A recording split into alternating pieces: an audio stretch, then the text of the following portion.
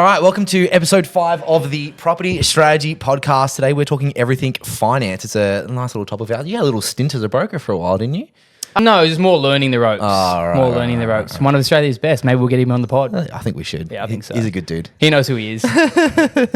So we're talking about all things finance today, which is like, they say that property is a game of finance, really, with a couple of houses spread in between. And it really is. Like if you can't get finance or lending to be able to buy these assets, it's highly unlikely that you're able to just buy them with cash. So when you're setting up and structuring your portfolio and building it out of the long term, the finance is a major piece that you need to lock down from the very start. So today we're just going to go through all of the types of lending, what different names mean within the lending space, what you should look for, what you should look for out for, what you can potentially get in, the different types of structures that you can potentially get lending in, and maybe break some rules by doing it under some different entities and stuff like that. But Joey, do you want to get us kickstarted with what LVR means? Yeah, so essentially LVR stands for loan to value ratio. And so the kind of the default loan to value ratio position that I suppose most people would be most familiar with would be that kind of 80% LVR. So for example, talking about $1 million purchase price, meaning your loan there would be $800,000, so 80% of the value of the property. But obviously we know that it's becoming increasingly more common to have LVR positions outside of it. And obviously 80% is just that kind of that standard default minimum that the lenders are most commonly happy to take. Like obviously they want to see the client put a bit of fat in and then kind of contribute some cash, and they're happy to contribute the rest. But definitely seeing LVRs outside of this, both lower and higher. Yeah. So generally, if you've already got an existing portfolio as well, you can get the 5% deposit with the scheme. Yep. But outside, if you've already got an existing portfolio, say you had some borrowable equity, and we'll explain what that is in a second, you could extract that equity and use a portion of the loan on the old property plus the loan on the new property and get all the way up to say like 106% LVR, which essentially means you're borrowing 100% of the loan. So in the same scenario before, you're borrowing $1 million as a loan, and then the extra 6% would then cover you for purchasing costs. So when you purchase a property, you have to pay stamp duty, building and pest, conveyancing, all these additional little things. And the whole concept and idea is that 6% is going to cover the rest of the purchasing costs. And so all costs included, including the loan, is essentially paid for out of an existing portfolio. Or so no cash down. No cash down, essentially. You're using debt to keep moving you forward. Yeah. So in the scenario of a borrowable equity, there's kind of two things. There's equity and then there's borrowable equity. And for a long time, I assumed that whatever I owned in my property was just equity, like I could just pull it out. You could use it all. In the same scenario, right? So we've got $1 million property and $800K debt. Essentially, you've got $200K worth of equity. And I always used to assume that I could just pull out the $200K because that's what I owned, right? But when we talk about borrowable equity, that equity is available to you if you sold, right? You get the full $200K. But borrowable equity is only what you can extract out of that. And at 80%, if you're refinancing back to an 80% LVR, in your example would be zero. You can't borrow more. Equity. But if the property went to $2 million, let's say, and you now wanted to refinance at an 80% LVR, your new loan would be $1.6 million. And so essentially, effectively, when you refinance, what we're doing is we're taking the new loan at 1.6, paying off the old loan at 800K, and then the difference, which is another 800K, is what you can extract and pull out as borrowable equity. And these are the funds that we're saying will allow you to leverage into a second and third and fourth I mean, property. that in that example, 800K could be two, three deposits for some upcoming acquisitions. Obviously, pending you being obviously able to service it as well. That's the other kind of thing going, well, I've got heaps of equity in the portfolio. Why can't I just, and it's borrowable equity as well. Why can't I just buy? Well, hang on. It's all coming back to what we said in episode 1, that finite resource being borrowing capacity. Yeah. And it's not free money either. Like this is a loan that you're pulling out. You do have to pay interest on this. Yep. A lot of people think, oh, great, free money. But if you're borrowing 106%, in the case before, if you're borrowing $1,060,000, you have to pay the interest on that. And the other thing as well is that people kind of go, well, my new loan secured by the next property is only 80% because the 26 has come from security A and the 80% is held against security B, the new purchase. And they run their cash flows off the 80% loan for the new property. Well, hang on. Well, where did this 26% come from? That is still debt. And with that debt, yes, it becomes interest that you have to pay later on, but it's also cash flow that we need to accommodate now as well. So I personally like to come in and calculate the cash flow position as if the 106% debt is associated against this property. That one property. So we don't have this artificial sense of this property is whatever cash flow neutral or something. Well, hang on, what about the 26% worth of debt that you actually are accounting for in terms of out-of-pocket costs. Spot on. But debt itself, Joey, is a pretty scary topic. Like, not a lot of people like getting into debt, particularly, $1.6 million worth of debt. Like, it's a scary thought. Yep. But it's something that we like really, really commonly do as property, as an investment, or even a principal place of residence. Yep. But why is it more favorable generally to have debt against the property than not, for example? It's just leverage. So, I mean, that's a really, really powerful term. And even without necessarily thinking about it, it's probably the reason why people get into property. For example, you could come in and use your $200,000 to control a $1 million asset. And that's really, really powerful. For example, if you had your 200K growing at 5%, you're going to get a $10,000 return. Whereas if you had your 200K and you were controlling a $1 million asset growing at 5%, there's a 200. No, it's not. There's a 50K. Yeah. There's a 50K return. Yeah. So you're leveraged. Instead of the 200, you're at $1 million. You don't, yes, you've got debt on that and you have to pay it at an interest rate of 5 or 6% or whatever it might be. But instead of only getting 5% on 200K, which is 10 grand, you're getting 5% on $1 million, which is 50 grand. So it's a 40 grand K difference. Yep. Plus you're getting cash flow on the property if it's an investment property, and all you got to do is pay the debt. It works in your favor, right? And then when we talk about compounding, you're no longer compounding 5% on the 210 that you've made. Yep. You're compounding 5% on the 1,050,000 that you've made. Yep. So over time, and this is why, property, as we say, is always a long-term game. When you've got the compounding effect on a bigger number over and over and over again, it's how you can leverage and get much further ahead. Really powerful when you can kind of see that visually as well. And you can kind of see, like, and this is the beauty of compounding, right? It's that kind of growth on top of growth on top of growth. And when you kind of extrapolate things out and you look over, say, over a 30-year chart, and you see the compounding over the last decade, that's really, really powerful. And I often do this to go,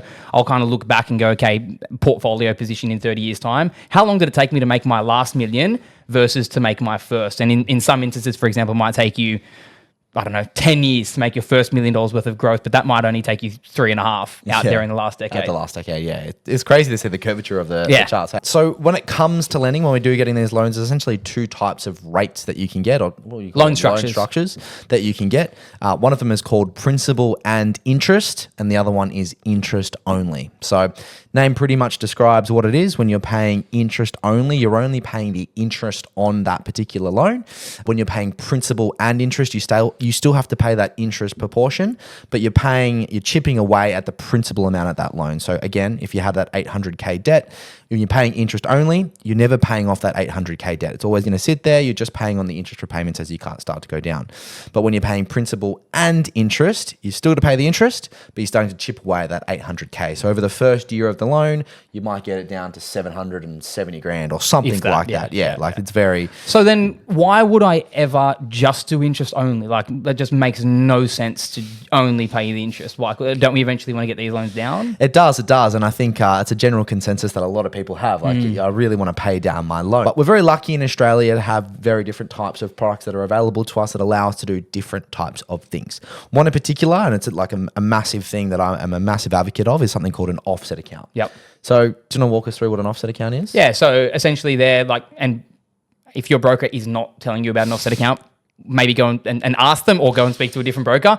But essentially it's a usual kind of everyday transactional account. But for example, if we have a $500,000 loan over here for property A, and then you've got your offset account over here, we want to park all of your surplus cash in this offset account. So let's say, for example, we managed to have $100,000 of what we would kind of typically call savings, I suppose, held maybe in a high interest savings account once upon a time before the property.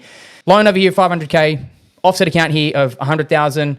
We are then only paying interest on the balance, so being $400,000. So for your 500K over here, 100K in offset, you're only paying interest on the balance held there. So that's why we want every single dollar that we possibly can held in that offset account, because effectively you're reducing the amount of interest that you're paying against that loan. Super powerful. So the way I prefer to set up my loans with interest only is by using an offset account. And so instead of making... a P&I repayment will generally be higher than interest-only repayment because you're paying principal, right? So let's just say, for example, it's $10,000 a month versus $8,000 a month. That's probably Yeah, that's probably about right. So for me, instead of being forced to make that principal repayment, when I sign that 30-year mortgage, I have to make that 10 grand repayment. For me, what I'd rather do instead is be forced to only make the 8 grand repayment, but instead of just using the 2 grand and going on a nice holiday or, buying a nice car or doing something else over a 12-month period, I just put that automatically into the offset account. It sits there. It's reducing my interest payable the same way paying the principal would, but I'm not forced to make the principal repayment. You say I have a bad month or a large medical bill or something comes up, at least we can repair for a property, for example. That's it. It's available to us if we need it, worst case scenario. But in the same way, mentally, I'm forcing myself to put it into the offset account. In fact, my payment income just goes straight into the income offset account anyway, because interest gets calculated daily, right? So you want to have as much as you possibly can in there every single day. And by doing so, I'm essentially reducing my interest repayments the same way I would, but I also have access to those funds. So again, if you're making the principal payments, it's going into a loan, your loan's going down, it feels really nice and fuzzy and good, you're paying your loan down over time, but you can't get those funds back out. It's at the bank's discretion, right? You'd have to refinance to pull them back out, and say you have, 6 months of not working or something like that, and you can't show income, you can't pull those funds out again. And even if you have a really good year and you are working, to go through the refinance process can take anywhere from like 2 to 6 weeks essentially, or maybe even longer. And so by having it in the offset account, we can just have access to those funds as ready. So if Joey sends me a property and says, mate, check this out, and I want to go buy it, and I've got, same again, $100,000 in the offset account, well, I can just use those funds tomorrow and go, here's the deposit, let's do this purchase, rather than having to go through that whole refinance process to then extract it and pull it out. Yeah, and I suppose part of it also comes down to mindset as well, right? So you have to be diligent with your money. Like if you're a terrible saver, then maybe principal and interest is for you, because you're kind of forced to actually make that repayment. Whereas if that money was sitting in your offset account, and I know you and I think the same way, but if someone else doesn't, and they would more kind of see that the holiday is more of an appeal than having a rainy day buffer in there or the deposit on the next acquisition, well then maybe P&I might be for them. But let's kind of delve into the differences between them. So we kind of mentioned that there's obviously going to be a cash flow difference. So interest only, generally your repayments are going to be lower than they would be going P&I, because you're not paying the principal portion of those loan repayments. Yep. Actual interest rates. Yeah, generally we see probably a half an interest rate split, so 0.5. So for example, you might get an interest-only loan at 6.5%. This is in today's environment, or maybe a little bit lower. Yeah, I'm seeing some 5/8 to 6. Okay, so let's just say 6, and the equivalent sort of P&I loan might be at 5.5. Yep. So it's about half a percentage point difference, which means you are paying less in interest, but then the benefit of why you might do that is have the flexibility to have more cash available as you start to go through.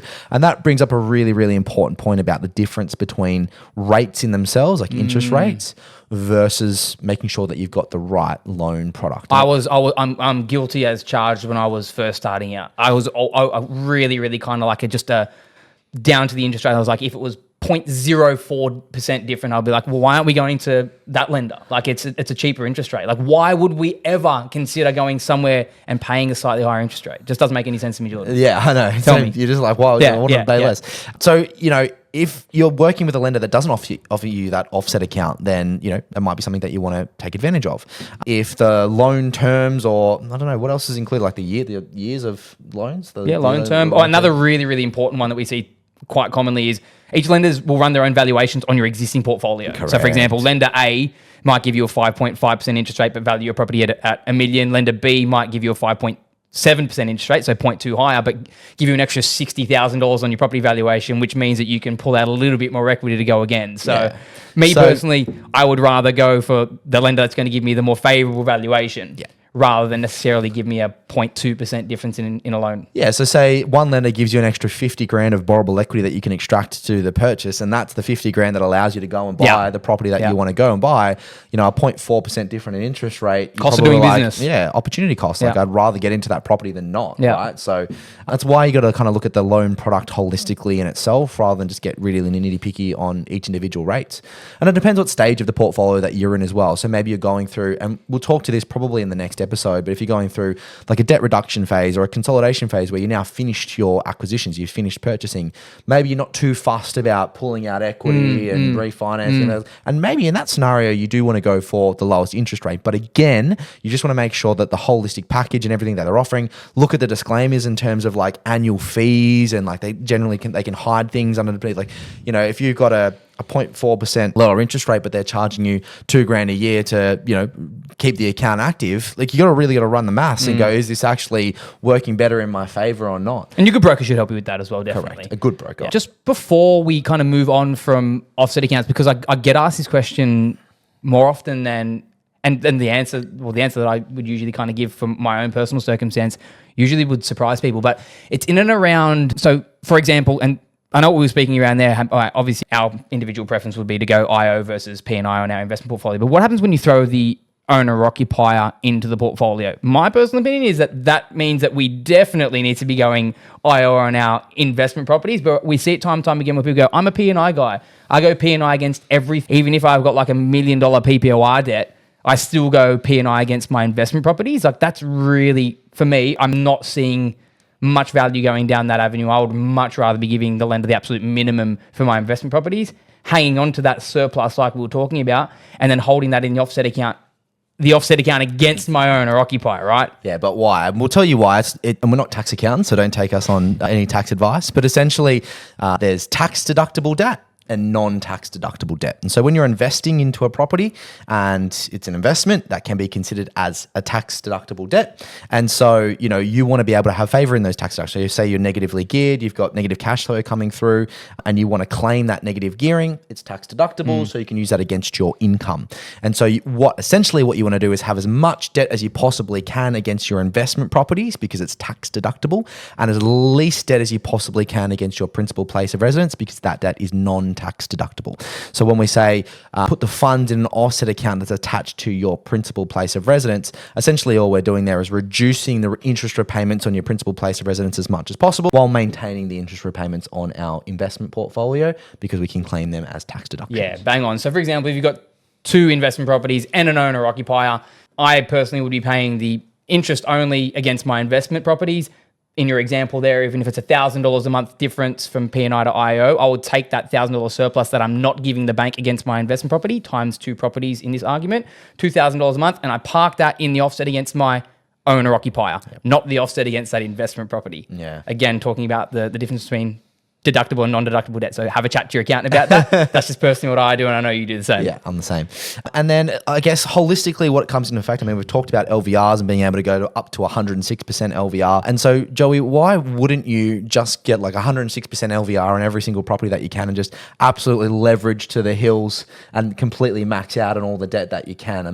Is that a safe thing to do in terms of having cash available? Well, you just have to weigh up the numbers there, right? Because like we said just a couple of minutes ago, that isn't necessarily free money. One, you're paying more interest in the long run, and secondly, your cash flow position, you'll notice the difference. You'll feel that impact.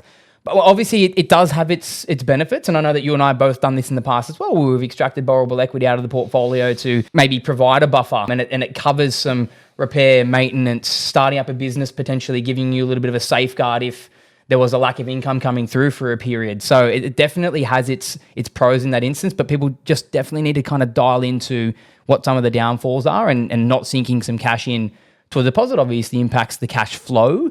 If we were to talk about deposits, so I know we've spoken really only about 80 and 106% LVR, but you can definitely kind of go anywhere in between there as well, right? You could get in with a 10% deposit for argument's sake. Correct. Or we often see, again, I'm not a broker, we often see plenty of people go out there and get a loan that's at an 88% loan to value ratio position because, and I know we'll get our kind of mate on the pod soon from a broking lens, but where brokers usually find that sweet spot in terms of most amount of loan for the smallest amount of lender's mortgage insurance payable. So deposits can really, really vary quite drastically, and like I mentioned before, could even be less than that as well. And maybe you put down a 30% deposit and maybe you've got an even lower interest rate at that point. Or maybe you're forced to, because coming back to episode 1, borrowing capacity dictates you can only borrow a certain amount and you actually have to sink in the rest as cash. Yeah, and so sometimes when you can use that offset account strategy with the 106 LVR that you're pulling out, you might not have to use the whole 106%, or if you're pulling out an existing property, for example, and you're bringing it back to 80% LVR, maybe you only need really to bring it to 65% and there's enough to do that deposit, but you might choose to bring out the full 80%, and the reason so is because you might use something like a buffer, a cash buffer. You can just have that cash available, put it into an offset account, let's say it's another $100,000. It's debt. Yes, you've pulled it out as debt, but you're putting it back into an offset account. And so by doing so, you're not paying interest on that debt. It's just kind of sitting there in the bank. But again, it might be that rainy day situation. Yep. Maybe we go through a season where interest rates become really high and your cash flow goes really, really negative. Maybe that will get you through that bad season of cash flow. Or that cracker deal where you just have to execute really, really quickly and you've got a deposit. You've got it there available, ready to go, pull it out. So when we say, personally, I would always refinance back to as much as I could. Generally, that's an 80% LVR. You can do more as well if you match a certain criteria. I would always pull out as much as I possibly could, given my borrowing capacity constraints, and just park that money into an offset account and just use it as a cash buffer.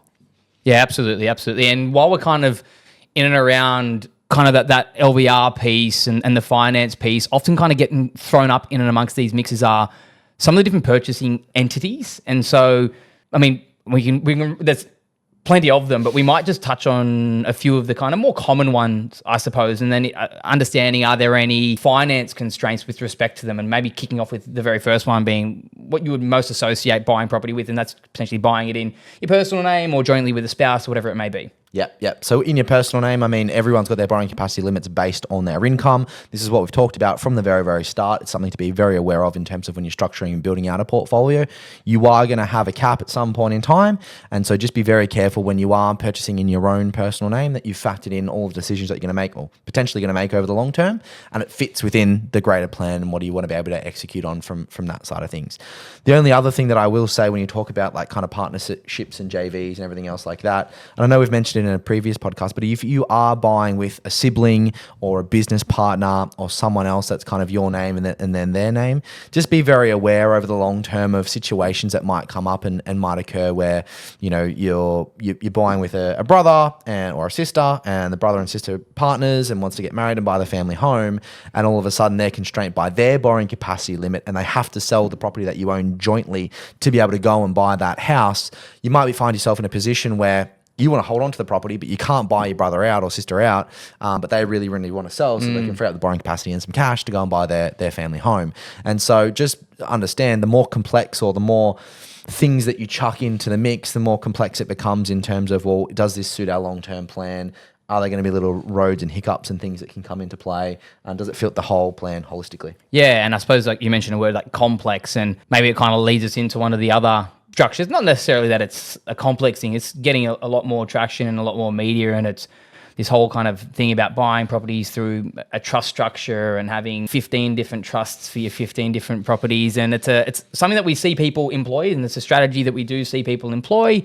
And it does have some really profound benefits. I know that we both have trust structures in which we hold some property, so I'm not kind of discrediting it at all, but there's also some things to be mindful of when you do go down the avenue. E.g., there's some costs established with setting up the trust. And if you've got multiple trusts, there's multiple establishment fees.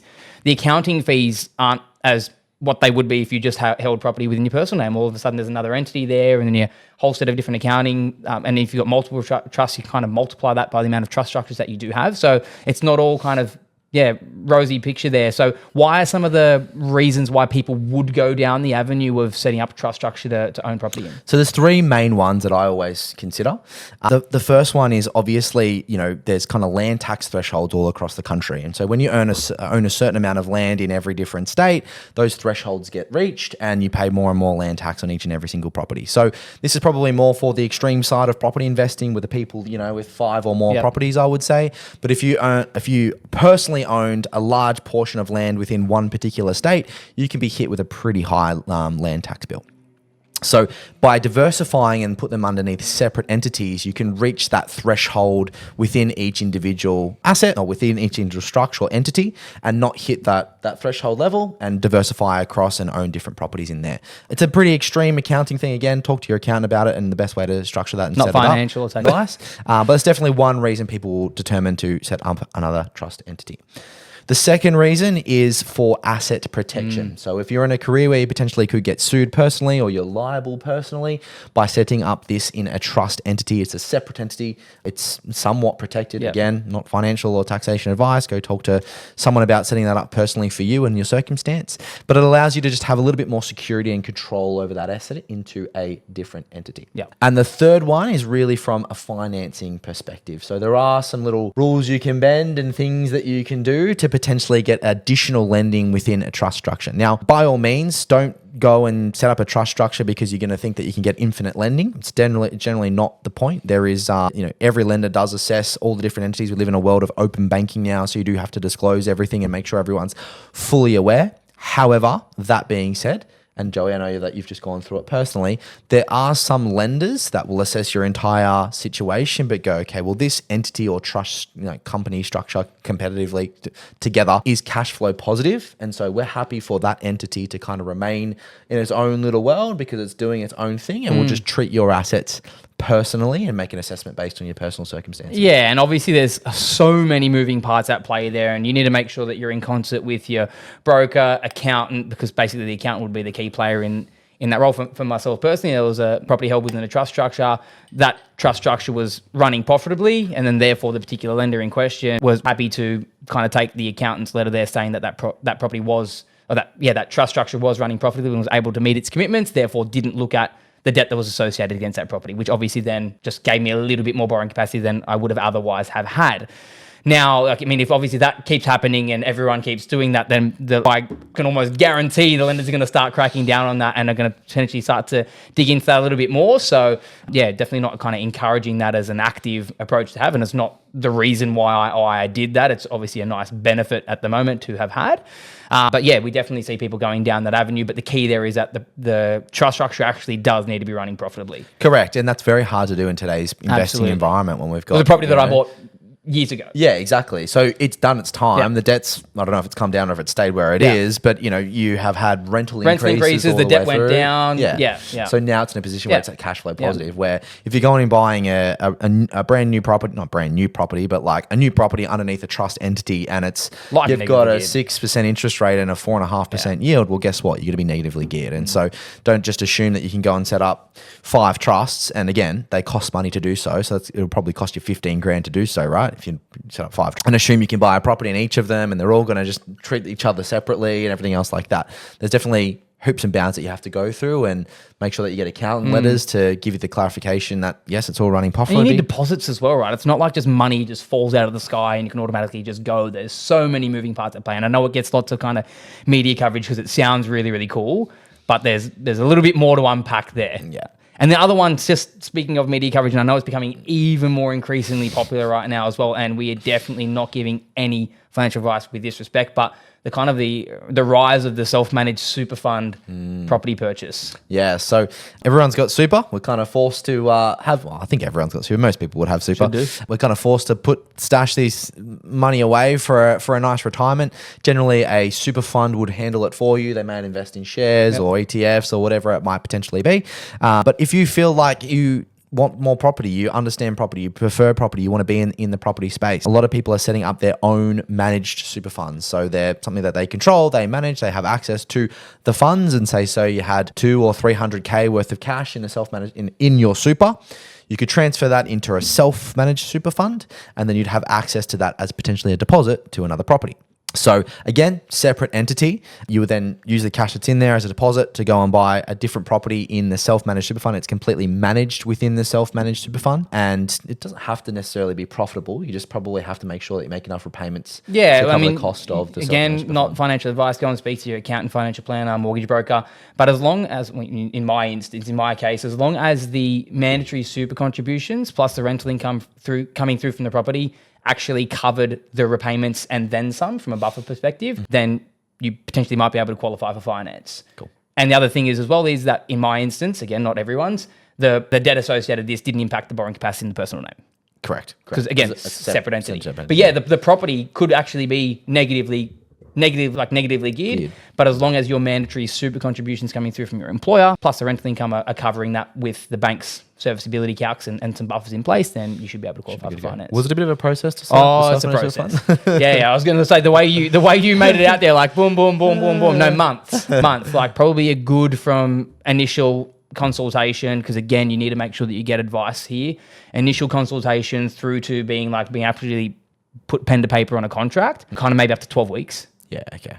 the industry and retail funds are really good at like not letting you get access to your own money. Like the amount of hoops that they need to jump. It was like, obviously this is in the extreme, but it was almost like, oh yeah, you want access to your super balance? Well, come into our office, sit down. Like it was like you literally had to post something physically to someone for them with like a handwritten form. Like it was so archaic. It was outrageous. But anyway, they eventually they make the process really, really long and drawn out for you to get access to your own dollars. So yeah, it's definitely for someone who's gone down the path of a multiple property ownership. You understand it. It's your game, because there's plenty of reasons not to do it, right? So for example, you're then diversified in this one asset class, whereas potentially if you left that with your retail fund, they're investing in shares and ETFs, which you may not have had exposure to, and it may not be your jam. You may not know what you're doing in that space. So it might actually suit you to keep your dollars there. But if property is your thing, you understand it, and maybe you've sought advice and that's the advice that's been given, then that's potentially why we're seeing the surgence of this in that space. And so every entity or different entity that you have has different constraints around lending. In your self-managed super fund, lending is different again. Generally, what I've seen is the interest rate is a little bit higher. Yes, than about a percent higher. Yep. Principal and interest loan structure, not IO. Yep. Can't pull out equity. Correct. Can't pull out equity. In order to realise the gain, you actually have to sell the property down. Yep. You can have an offset account though. You can have an offset account. You can. What was the like loan application process in the self-managed super fund? Pretty much the same? Not too dissimilar. Okay. Yeah, not too dissimilar, apart from just a little bit more drawn out. A few more steps. Yeah. A few more steps, higher accounting fees, but also, again, your retail funds. I mean, that's part of the reason why I decided to go. I looked at my last financial years going, they've charged me what in management fees? I called my accountant, like, how much are you going to charge me for management fees if I set this thing up? So yeah, it's not too dissimilar from like a loan application process and like essentially like the buying type of thing. A few little different nuances through there, but yeah, obviously some different parameters there. Kind of minimum deposit amounts. So some lenders 70%, some 75% LVR. Many of them now 80% LVR as well, so you can get in with as little as a 20% deposit. But yeah, we're seeing kind of that resurgence in that space and people buying properties under these entities. You can't pull equity out, so maybe they're selling them in whatever 10, 15, 20 years time, realizing a nice big gain and then putting that into maybe a higher cash flowing asset. Maybe it's property, maybe it's otherwise. But yeah, kind of taking in control of that and not any taxation or financial advice again. And the other thing that I've kind of run into is, the loan documents on my personal portfolio are pretty straightforward and pretty simple. When I've gone to refinance with the properties within a trust, I have to sign them. I'm pretty sure I have to sign the other ones in person as well. But like the process, the document itself was like way thicker than just a personal one. There's a lot of like hoops and bounds and more things that you have to sign, and there's different directors and everything else like that get involved in well. So if you are setting these things up in different entities, just assume that the paperwork and the process is probably going to be a little bit more harder. Yeah, just the time will be a little bit longer to get it all done. So you can see that there's a lot at play here with finance. This is why you said at the top of the meeting, like this is why finance is such a huge aspect of it, and we will get some industry professionals. There's a couple of guys who are talking with some experience of having owned property for a decade or so. But yeah, there's just so many moving parts, and when you're kind of taking into account multiple assets and kind of a big machine, and that's why it is such a really, really key and critical part of it. And part of the reason why we personally just really recommend getting a really good investment savvy broker on your side that, one, understands property, and secondly, really, really importantly, understands your goals. Coming back to episode 1, like if they don't know what you're trying to achieve, they can't help you. And a good broker should ask you, what are you trying to get out of this? And I know, my broker will always say, like, Joey, like, what's the goal here? Tell me what the goal is, and I can try and find a solution for you. And same with an accountant, right? Like accountants are in the business of being in business, and they want to set up a trust entity for you because they're making money to set up the trust, right? And so you don't just want an accountant who you go and say, I got told to set up a trust, or I've heard that setting up a trust to buy a property is really good, and they're like, yeah, awesome, great job, go and set up this trust. Actually, I can set up 4 for you if you'd like. Yeah. You really want someone on your team who has your best interest at heart and actually stops for a second, most likely talks to the broker around together. That's really important. And goes like, okay, this is what, again, Joey wants. How do we collectively come up with because the best? often they have like their own agendas. Like tax accountant is trying to save you tax. Broker is trying to get you the most amount of borrowing or the sharpest rate or whatever it is. And sometimes those things don't align. Yeah, they're counterintuitive. Yeah, right? Because the broker wants you to show as much possible in person. And this guy's trying to show tax to show you as less possible. Yeah. So what they're both are trying to achieve the best outcome for you, but it conflicts. And so sometimes this is why we even say, like, it's okay to pay a little bit more tax and show a little bit more income to potentially be able to get the borrowing capacity to go and buy the property that you want, because you might be paying an extra 10, 20, 30 grand $3,000 in tax, but now you have the opportunity cost of not missing out on that property and, getting yourself forward. Yeah, mate, it's a wonderful. I mean, we're going to stop because I feel like we could just keep going for like another 2 hours. So that's a little bit about finance. Hang around. Next up, we're going to delve a little bit deeper into a couple of more different strategies with respect to the world of property. So I hope you've enjoyed the finance piece. We'll catch you next time. See you next time, guys.